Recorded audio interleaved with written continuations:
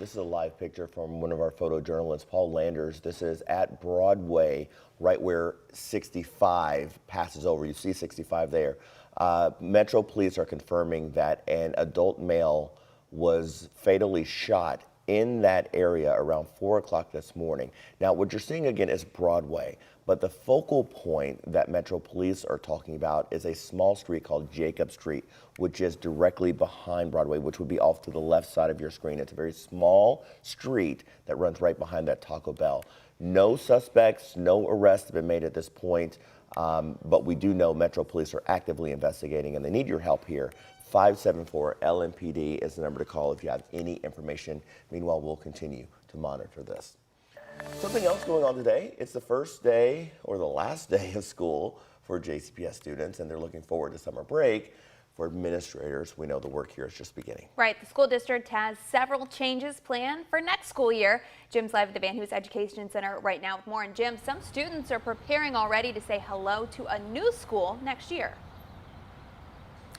I know, isn't that exciting, Haley? A bunch of students are going to be coming out of school today, looking forward to their summer break with the knowledge that when they go back to school next year, it's not going to look entirely the same because they'll be in a brand new state-of-the-art building here inside Jefferson County. We know that students from Wheatley Elementary are going to be all transitioning next year over to Perry Elementary, and Perry Elementary is one of two brand new school buildings that will open up for the 2023-2024 school year. Now, the second of those two is going to be Echo Trail Middle School. JCPS officials say to start, Echo Trail is going to only have 6th graders in its building during 2023-2024. About 200 6th grade students will be in that building, and they'll be expanding out over time. As for the old Wheatley Elementary building, it is not going away just yet. It's actually going to transition into a swing space for students at Hudson Elementary for the upcoming school year. JCPS Chief of Communications Carolyn Callahan says that all of this is part of the larger JCPS master plan.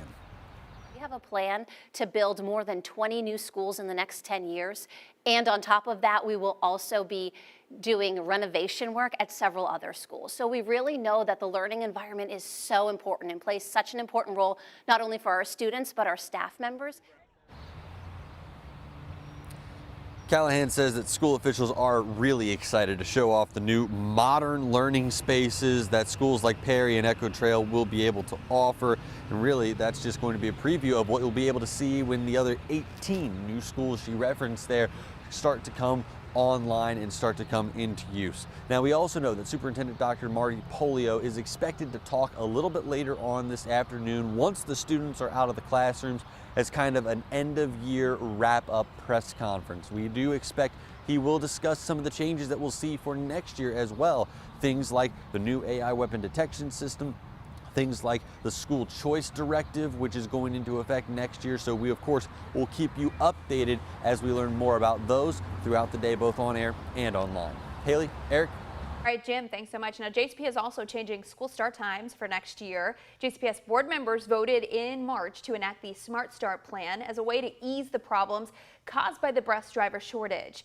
The plan will stagger K-12 start times from 7:40 to 9:40. Dismissals are going to range from 2:20 to 4:20. If you want to read more about these start times and see some of those changes that are ahead for JCPS in the fall, you can go to WHAS11.com. This morning, police are looking for a suspect accused of shooting a person inside the Mall St. Matthews. Police say it happened yesterday afternoon after two groups of people got into a fight. WHAS 11's Connor Steffen spoke with shoppers who heard the gunshots. Good morning. St. Matthews Police says it was an isolated incident still for the dozens of shoppers inside at the time when the shots rang out. A scary situation. The sounds of gunfire. It's just scary. I just hate it. It really is bad. Echoing inside Mall St. Matthews. The shooting actually took place, what we believe at this point, inside the mall. As dozens of shoppers rushed toward the exit.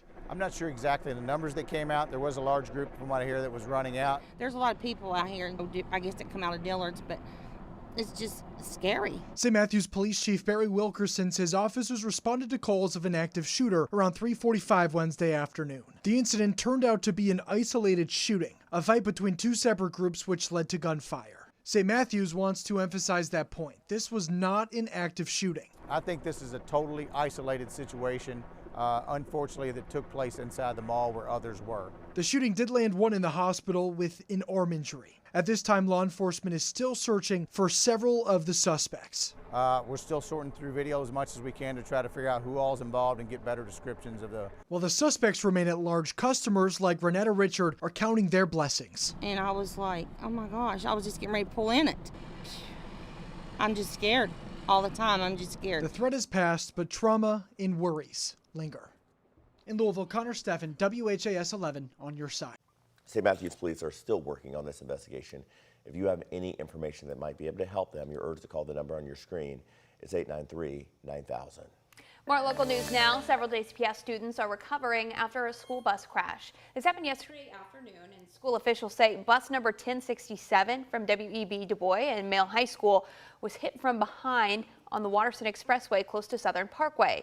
34 students were on the bus. Of those, 5 were checked out for injuries.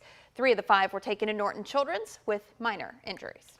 The man charged with killing 4-year-old Serenity McKinney has pleaded guilty after taking a plea deal. Dakota Hill and Serenity's mother, Catherine McKinney, were charged in Serenity's death last year after she was reported missing. Her body was later found by Kentucky State Police. McKinney took a plea deal earlier this year and agreed to testify against Hill. This means neither of them will go to trial. Hill is expected to be sentenced to 50 years in prison. While nothing can atone for the crime that was committed, we think 50 years is a just resolution of this case. I know I'm accepting the 50 years. Is that justice? Like I said, nothing will ever be justice. They could sentence him to 100 years. It will never be enough. Will be formally sentenced on July 6th. A man accused of kidnapping and sexually assaulting 3 teenage girls is now facing federal charges. Court documents say last month, 44-year-old Brian Sauer picked up these teenage girls between 13 and 15 years old in Louisville, gave them marijuana, and sexually assaulted one of them. Investigators say Sauer then drove them to a hotel in Clarksville, Indiana, where the assaults continued. Sauer is charged with taking a minor over state lines with the intent to commit criminal sexual activity. He's also facing multiple charges on the state level, including kidnapping and rape. All right, to Central Kentucky now, where friends and family members honored the life of Scott County Deputy Caleb Conley. He was killed in the line of duty last week during a traffic stop on I-75. Last night's visitation was held at the Scott County High School gym. His funeral starts at 11 o'clock this morning. It will also be held at the Scott County Gymnasium. Kentucky Governor Andy Beshear will be there and has ordered flags to be flown at half-staff today to honor the fallen deputy. Conley will be buried at the Battle Grove Cemetery in his hometown of Cynthiana.